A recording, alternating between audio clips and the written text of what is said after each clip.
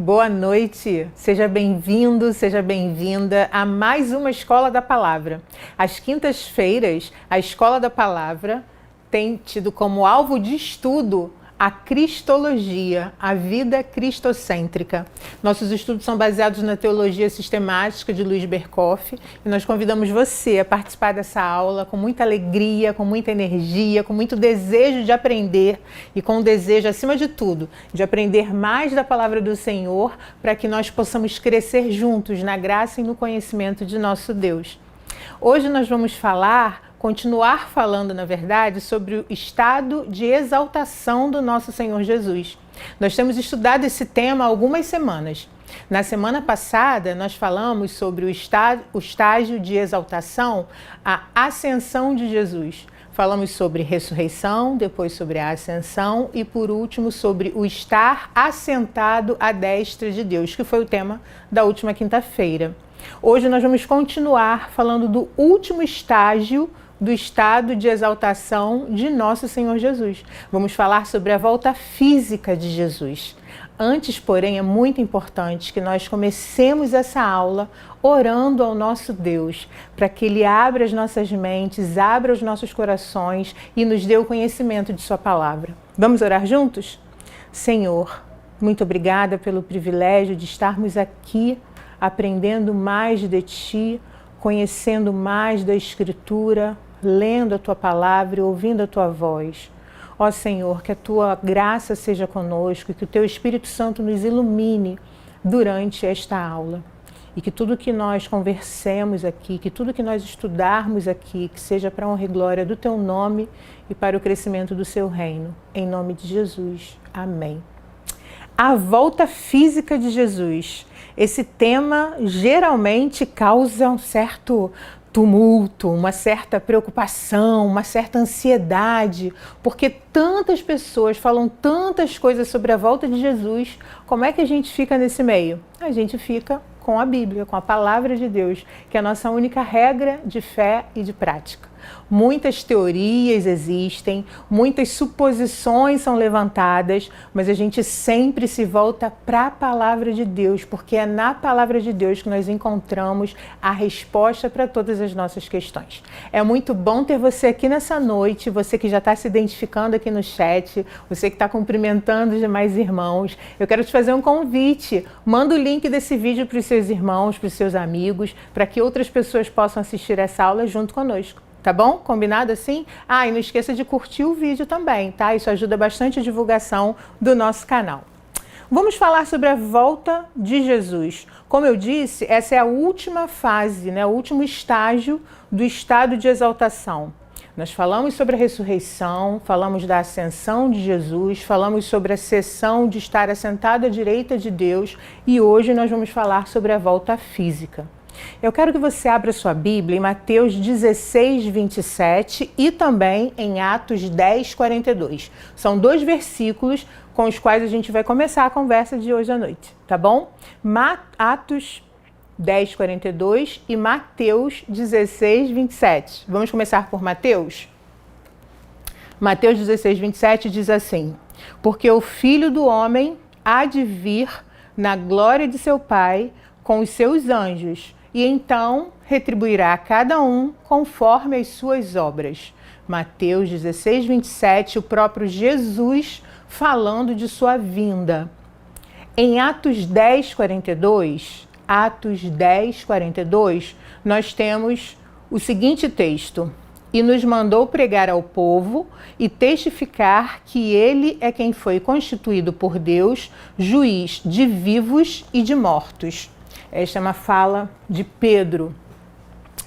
Olha o que nós temos. No primeiro versículo, o próprio Jesus fala de sua vinda. No segundo versículo, Atos 10, 42, nós temos a figura do discípulo falando também da volta de Jesus. Isso nos faz compreender que o mais importante sempre é a gente se voltar à Bíblia para saber o que a Bíblia fala sobre a volta de Jesus. E quando a gente para pensar e ler, estudar e analisar o que a Bíblia fala sobre a volta de Jesus, nós percebemos algumas questões muito importantes. O Luiz Berkoff, na página 325 do livro que mostrei a vocês, ele diz assim: a volta de Jesus é o ponto supremo. E o ponto supremo não será alcançado enquanto aquele que sofreu nas mãos do homem não voltar na qualidade de juiz. Veja, a história não está terminada. A história da redenção de Jesus termina com a sua volta. E é muito interessante porque quando a gente olha ao nosso redor, às vezes a gente tem a sensação de que está tudo muito solto, né? De que a vida apenas segue o seu ciclo. Algumas pessoas acham que a história está apenas acontecendo como se não houvesse um Deus que domina essa história e as coisas vão só passando, vão só rolando e nada é coordenado, nada é organizado, não existe Deus soberano. Pois quando nós vamos à Bíblia, nós temos a convicção de que sim, há um Deus soberano e a história já tem um final glorioso desenhado. Nós não estamos vivendo de maneira solta, de maneira sem rumo ou sem direção. Nós temos o nosso Deus que já escreveu a história e segundo essa história, Jesus Cristo voltará de maneira gloriosa, majestosa para buscar a sua igreja. Então, nós, quando olhamos para o estado de exaltação, nós observamos que essa última fase, essa etapa que seria da volta de Jesus, né, do retorno físico de Jesus, é o mais elevado estágio do estado de exaltação. Algumas pessoas e alguns grupos religiosos nem consideram essa última etapa. Consideram que o estado de exaltação termina na ascensão de Jesus. No entanto, para que essa história redentora seja completada, nós precisamos da vinda de Jesus. E a vinda de Jesus trata do triunfo de Jesus e da sua igreja. Isso é glorioso, meus irmãos, quando nós pensamos que a nossa história não termina quando nós fechamos os olhos aqui e morremos. Nós temos a certeza de que um dia o nosso Senhor Jesus voltará e nos levará para estar com Ele. Se nós já tivermos morrido, Ele nos ressuscitará também. Então, falar do estar do Senhor Jesus voltando um dia, da volta física de Jesus, na verdade, é uma palavra que deve nos trazer esperança ao coração e a certeza de que o Senhor governa a história, como nós vimos na semana passada, né? Quando a gente fala do estar assentado à destra de Deus, esse estar assentado não é um sinal de inatividade, pelo contrário, o Senhor está reinando, governando todos os povos, todas as nações, todos os principados e potestades. Nada há no mundo que aconteça sem que o Senhor tenha conhecimento disso. Então, quando nós falamos da vinda, da volta física de Jesus, nós falamos do triunfo de Jesus, do triunfo da sua igreja. A história não está mergulhada num caos. A história tem um final glorioso, que já está descrito na Bíblia, sempre na Bíblia. E esse final glorioso nos fala da vinda do nosso Rei para habitar conosco, para nós estarmos para sempre com Ele. E aí sim a história redentora será completada. A volta de Jesus faz parte de uma prerrogativa mediatória. Vocês lembram que na semana passada nós falamos, né, de Jesus como mediador que governa, como mediador que intercede por nós. E essa prerrogativa mediatória da volta de Jesus nos diz que Jesus voltará como juiz. Isso é muito interessante e é importante a gente ir para a Bíblia para ler exatamente o texto que está lá em João 5, de 22 a 27. Esse texto é muito importante porque é o próprio Jesus explicando a sua missão. Então não é ninguém falando a respeito de Jesus, é o próprio Jesus que diz lá em João 5, de 22 a 27. Eu peço que você abra e acompanhe junto comigo e anote aí no seu caderninho, porque esse é um texto fundamental para o nosso estudo. O texto diz assim, João 5, 22. E o Pai a ninguém julga, mas ao Filho confiou todo o julgamento, a fim de que todos honrem o Filho do modo por que honram o Pai. Quem não honra o Filho, não honra o Pai que o enviou. Em verdade vos digo, quem ouve a minha palavra e crê naquele que me enviou, tem a vida eterna. Não entra em juízo, mas passou da morte para a vida. Em verdade vos digo que vem a hora, e já chegou, em que os mortos ouvirão a voz do Filho, e os que a ouvirem viverão. Versículo 26. Porque assim como o Pai tem a vida em si mesmo, também concedeu ao Filho ter vida em si mesmo. E por último, versículo 27, e lhe deu autoridade para julgar, porque é o Filho do Homem. Veja que esse versículo 27 é fundamental para a gente compreender essa vinda de Jesus como juiz. Quando o Senhor Jesus veio a primeira vez na Terra, quando ele passou pela encarnação por amor a nós, ele veio como um cordeiro. Ele foi levado para a cruz como um cordeiro que vai para o matadouro. Ele sofreu de maneira humilde, de maneira simples. Na segunda vinda de Jesus, ele virá como leão, como glorioso, como soberano, e virá com a missão de julgar o mundo. É interessante porque no versículo 25, no versículo 24, diz assim: em verdade vos digo, quem ouve a minha palavra e crê naquele que me enviou tem a vida eterna. Não entra em juízo, mas passou da morte para a vida. Esse não entrar em juízo é interessante, porque a gente fala aqui nesse texto de duas ressurreições nossas, né? A primeira ressurreição é aquela quando nós aceitamos a palavra, quando a fé é desenvolvida no nosso coração e nós vamos ao encontro e somos aceitos por Jesus. Nesse momento, a gente sai da morte espiritual e entra na vida espiritual. Essa é a nossa primeira ressurreição. Então a gente consegue aqui, quando a gente entrega, né, a nossa vida ao Senhor, quando a gente deixa a nossa alma nas mãos dele para receber dele perdão e misericórdia, esse que toma parte na primeira ressurreição não entra em juízo. Mas o texto também nos diz que ele vem para julgar o mundo. Então ele vem julgar aqueles que não receberam ainda Jesus no seu coração. Como filho do homem, porque você pode se perguntar assim, mas como assim ele vem para julgar?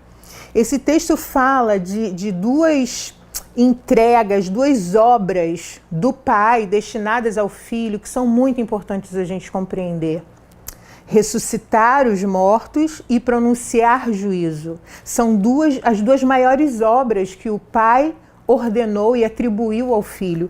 E ele vem exatamente, o Senhor Jesus, quando vir pela segunda vez à Terra, ele virá exatamente para quê? Ressuscitar os mortos e pronunciar o juízo. E aí, que autoridade ele tem para ressuscitar os mortos e realizar o juízo, pronunciar o juízo? Ele tem toda a autoridade que lhe foi dada no céu e na terra. Ele é o Filho do Homem. E como Filho do Homem, Jesus tem autoridade para julgar. Filho do Homem, nós já estudamos também, né, quando vimos os nomes de Cristo. Filho do Homem é um dos nomes que Jesus mais atribuía a si mesmo, né? Quando ele referia-se a si mesmo, na maioria das vezes ele usava a expressão Filho do Homem. E essa expressão Filho do Homem traz uma natureza celestial, uma natureza transcendente do Messias que Jesus é e sempre foi. E é interessante porque como homem, como varão de dores, como alguém que experimentou o que é o sofrer, o que é o padecer, ele, revestido de glória, tem todo o poder e autoridade para nos julgar. Para ser um bom juiz, esse juiz precisa ser da mesma natureza do que é julgado. Por isso Jesus, o Filho do Homem, que se fez carne, que habitou entre nós, que andou junto com as pessoas, que falou e pregou do amor para essas pessoas, que se tornou a palavra para falar e para transmitir a verdade a todos quantos o ouviram. Esse Jesus, ele tem todo o poder de vir como juiz e toda a autoridade lhe foi conferida para julgar. Por quê? Porque ele veio como homem, ele viveu como um de nós. Seria um julgamento diferenciado se fosse apenas de Deus Pai julgando a gente, porque são níveis diferentes, né? Deus e o humano. Mas Jesus, com as suas duas naturezas, a natureza divina e a natureza humana, ele se iguala a nós. Isso é bonito demais, né? Por ele se igualar a nós, por ele saber exatamente qual é a nossa natureza, ele virá como juiz para julgar o mundo. Essa palavra é forte, né? Por isso que eu disse no início que quando a gente fala assim do fim do mundo, quando a gente fala da segunda vinda de Jesus, esses temas em geral ou causam arrepio em alguns, ou deixam outras pessoas nervosas. Mas por que isso acontece? Porque a gente não se volta para a Bíblia. Se a gente for para a Bíblia, a gente vai encontrar na palavra, nas escrituras, todas as informações de que a gente precisa para entender essa segunda vinda de Jesus. Ah, Simone, mas e algumas informações que não estão na Bíblia? Se não estão na Bíblia, não são para a gente saber. Vamos ficar felizes e gratos ao Senhor por sua palavra revelada. O que não está claro para a gente, talvez não seja para a gente saber. Tudo bem. O que está ali na palavra a gente vai conhecer. E à medida que a gente conhece, que a gente prossiga em conhecer o Senhor, porque a sua vinda, como a alva, está perto. Amém? Vamos continuar falando sobre os termos bíblicos que aparecem, né, nas Escrituras para tratar sobre a volta de Cristo. O Luiz Berkoff, como eu disse, fazendo aqui o comercial de novo do livro dele, que realmente é um livro muito bom, é um livro muito acessível, né, independente de você ter muito ou pouco conhecimento de teologia, é um livro que vai te ajudar bastante. O Berkoff fala de 3 termos, 3 palavras, que são utilizadas nas Escrituras para fazer referência a essa segunda vinda de Jesus, a volta física de Jesus. A primeira palavra é parousia, ou parousia. Eu confesso que eu fui checar com o presbítero Marcelo Zeda qual era a pronúncia da palavra para falar certinho para vocês. Parousia. Essa palavra tem o significado de presença ou de chegada. Essa palavra a gente encontra, por exemplo, em Mateus 24. Eu queria que você abrisse a sua Bíblia. Mateus 24, a gente vai ler 4 versículos, mas não são sequenciais não, são alternados. O primeiro é 24:3. Mateus 24:3. Aliás, se a gente quer saber sobre a segunda vinda de Jesus, esse capítulo é um grande capítulo, né? Porque ele nos ensina muitas coisas. Capítulo 24 de Mateus, verso 3 diz assim: No Monte das Oliveiras, achava-se Jesus assentado, quando se aproximaram dele os discípulos em particular e lhe pediram: Dize-nos quando sucederão estas coisas e que sinal haverá da tua vinda e da consumação do século.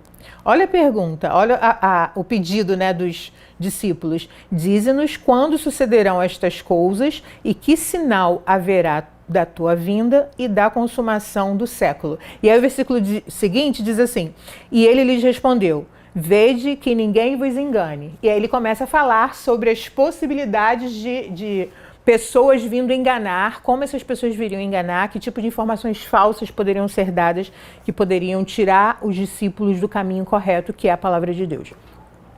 Esse versículo é interessante porque fala: Dize-nos quando sucederão essas coisas e que sinal haverá da tua vinda, da tua presença, da tua chegada. Vamos ao versículo 27, ainda do capítulo 24. Versículo 27, Mateus 24. Achou? Diz assim, porque assim como o relâmpago sai do Oriente e se mostra até no Ocidente, assim é de ser a vinda do Filho do Homem. Quem não se lembra dessa canção, né?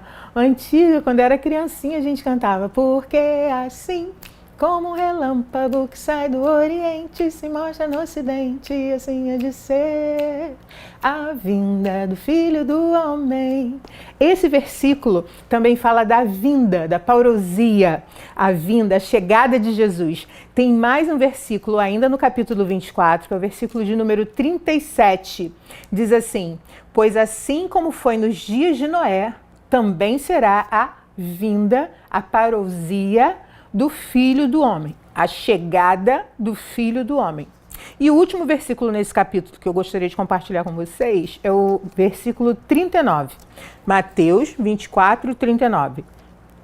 Diz assim: E não perceberam, fazendo a referência aos dias de Noé, né, aos dias do dilúvio, e não perceberam, senão quando veio o dilúvio e os levou a todos. Assim será também a vinda do Filho do Homem. Em todos esses versículos que lemos em Mateus 24, a palavra vinda, chegada, tem esse sentido. Essa é a palavra original, parousia.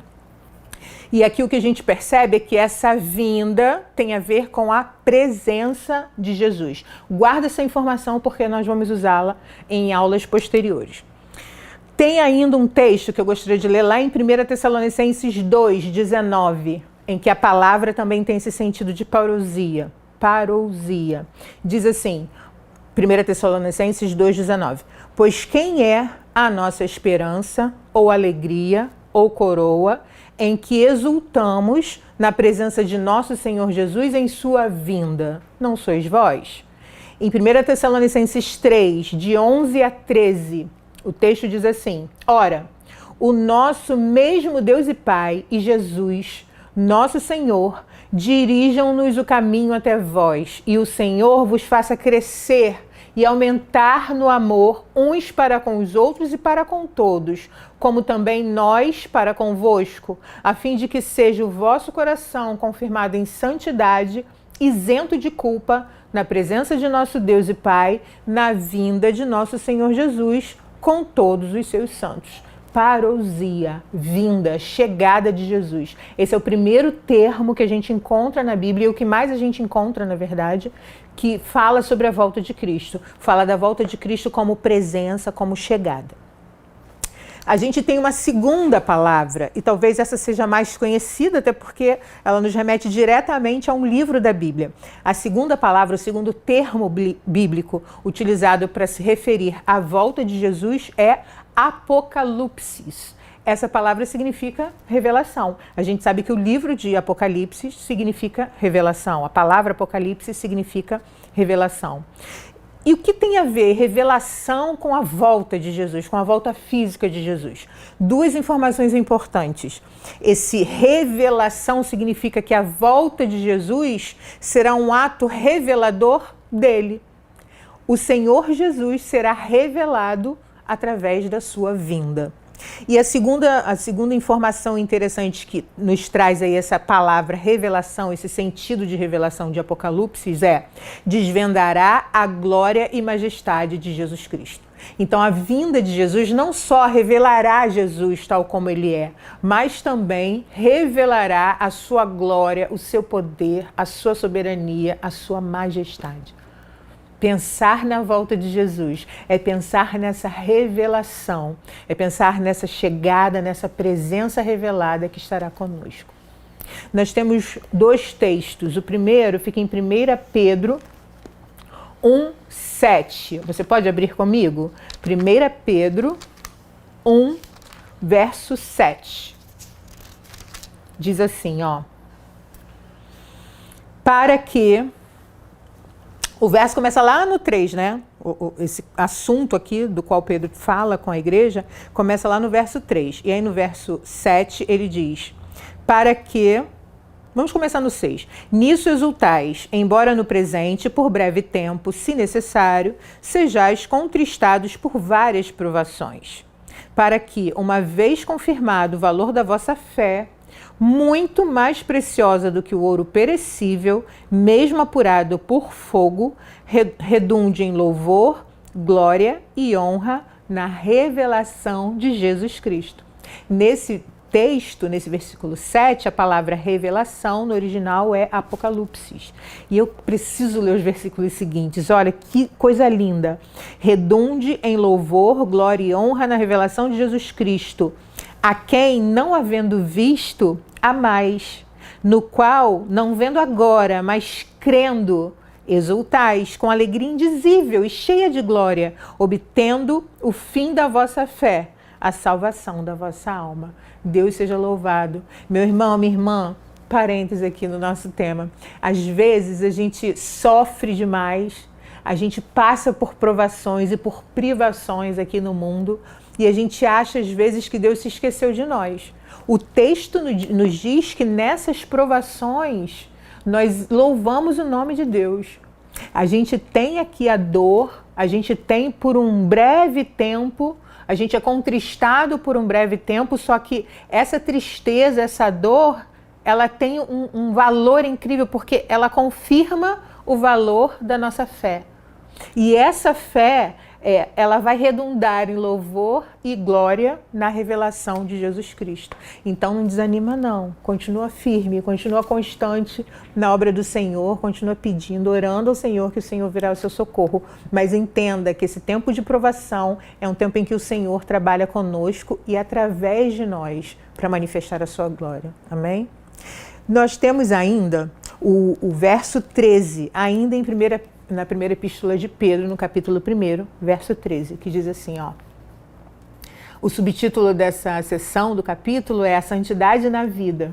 E o texto diz: por isso, cingindo o vosso entendimento, sede sóbrios e esperai inteiramente na graça que vos está sendo trazida na revelação de Jesus Cristo.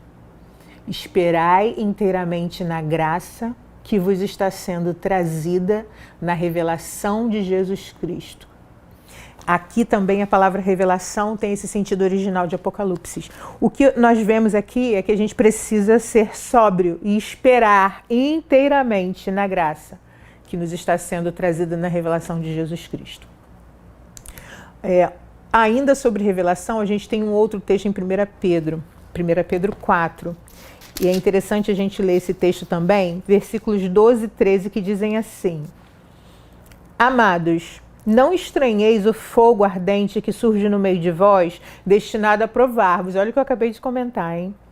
Como se alguma coisa extraordinária vos estivesse acontecendo. Pelo contrário, alegrai-vos na medida em que sois coparticipantes dos sofrimentos de Cristo, para que também na revelação de sua glória vos alegreis exultando. Tá vendo? O sofrimento que a gente tem aqui na Terra é um sofrimento que nos aproxima da presença de Jesus. Jesus, ele mesmo que veio e também sofreu e se transformou num servo sofredor. Ele virá em glória e ele nos levará para a sua glória. Então, na verdade, o texto nos fala: alegrai-vos na medida em que sois coparticipantes dos sofrimentos de Cristo, para que também na revelação de sua glória vos alegreis exultando. Continua firme, porque o Senhor é conosco. Amém? Tem a terceira palavra, o terceiro termo bíblico que Berkhof nos apresenta e que está relacionado à volta de Cristo, a essa segunda vinda, a volta física de Jesus, que é a palavra epifaneia, que nos lembra a palavra epifania em língua portuguesa. Essa epifania tem o significado de um surgimento, de um aparecimento glorioso do Senhor. Então veja, se quando a gente falou em parousia, a gente falou da presença ou da chegada, a gente falou com Apocalipse da revelação, agora em Epifania a gente fala do glorioso aparecimento do Senhor. Eu te convido a ler 2 Tessalonicenses 2, verso 8. 2 Tessalonicenses 2, verso 8, o texto que diz assim: com efeito, o mistério da iniquidade já opera, e aguarda somente que seja afastado aquele que agora o detém. Então será de fato revelado o iníquo, a quem o Senhor Jesus matará com o sopro de sua boca e destruirá pela manifestação de sua vinda. Essa manifestação da vinda de Jesus é tão gloriosa que com o sopro de sua boca ele destruirá Satanás. Então perceba que quando às vezes a gente tem receio de falar sobre a vinda de Jesus, quando a gente tem um monte de dúvidas e fica achando que é melhor não ler o livro de Apocalipse, porque tem muita coisa ali que a gente não vai entender. Quando a gente pensa nisso, na verdade, a gente está tirando o foco principal, que é o quê? Se voltar sempre à palavra, estudar pela palavra, porque o Espírito Santo nos ilumina e a gente consegue entender pela graça dele. Veja que texto interessante. Como eu vou ter medo de um momento em que o Senhor virá em tão grande glória que destruirá todos os seus inimigos, inclusive o último inimigo, que será a morte. Então, a volta, pensar na segunda vinda de Jesus, pensar na volta física de Jesus, querido, querida, deve ser um momento para animar a sua igreja e deixar a gente com o coração quentinho, sabe? Com a certeza de que a gente honra aquele que vai nos honrar também um dia, que a gente louva aquele que é digno de louvor, não há outro, só ele é digno de toda honra e de todo louvor. E essa palavra epifania traz para a gente o sentido de um aparecimento glorioso do Senhor Jesus. Um segundo texto em que também aparece a palavra epifania, nesse sentido de volta de Cristo, glorioso aparecimento do Senhor Jesus, é 1 Timóteo 6, de 13 a 16. Você pode abrir a sua Bíblia junto comigo? 1 Timóteo 6, versículos de 13 a 16. É o apelo de Paulo a Timóteo no finalzinho da primeira epístola, que diz assim: exorto-te perante Deus, que preserva a vida de todas as coisas, e perante Cristo Jesus, que diante de Pôncio Pilatos fez a boa confissão, que guardes o mandamento imaculado, irrepreensível, até a manifestação de nosso Senhor Jesus Cristo, a qual, em suas épocas determinadas, há de ser revelado pelo bendito e único soberano, o Rei dos Reis e Senhor dos Senhores, o único que possui imortalidade, que habita em luz inacessível, a quem homem algum jamais viu nem é capaz de ver. A ele honra e poder eterno. Amém. Veja que no versículo 15, nós temos aí a palavra, a expressão há de ser revelado. E esse há de ser revelado traz esse sentido de epifania, de glorioso aparecimento do Senhor Jesus. Então, para a gente encerrar o estudo de hoje, eu fiz uma frase assim, que sintetiza esses três sentidos, esses três termos que aparecem na Bíblia para fazer referência à volta física de Jesus. Na volta física de Cristo, nós veremos sua presença revelada de forma gloriosa. Presença, parousia, revelada, Apocalipse, de forma gloriosa, epifania. Guarda isso no seu coração. Mas mais do que guardar essa frase que eu fiz para encerrar a aula, eu gostaria muito que você guardasse no coração o texto de Tito 2, de 11 a 13. É um texto que nos incentiva e encoraja a continuar firmes e constantes na obra do Senhor, aguardando a vinda do Senhor Jesus. O texto diz assim, Tito 2, de 11 a 13. Porquanto a graça de Deus se manifestou Salvador a todos os homens, educando-nos para que, renegadas a impiedade e as paixões mundanas, vivamos no presente século como? Sensata, justa e piedosamente. Enquanto a gente vive de maneira sensata, justa e piedosamente, a gente está fazendo o quê? O versículo continua. Aguardando a bendita esperança e a manifestação da glória do nosso grande Deus e Salvador, Cristo Jesus. Meus irmãos, os dias estão nos mostrando que a vinda de Jesus se aproxima. É importante que nós sigamos de maneira sensata, justa, vivendo piedosamente, enquanto a gente aguarda a bendita esperança e a manifestação da glória do nosso grande Deus, nosso soberano e Salvador, Cristo Jesus. Que Ele aqueça o seu coração e anime o seu coração para que você permaneça firme e constante, porque o Senhor é conosco e tudo que nós fazemos com um propósito. Nós já sabemos o final da história. O mesmo Senhor que nos resgatou, que foi morto, que foi crucificado, que padeceu, que sofreu escárnio das pessoas, que foi humilhado publicamente. Esse Senhor foi sepultado, mas Ele ressuscitou ao terceiro dia. Ele ascendeu aos céus, Ele está à destra de Deus e um dia voltará. Amém?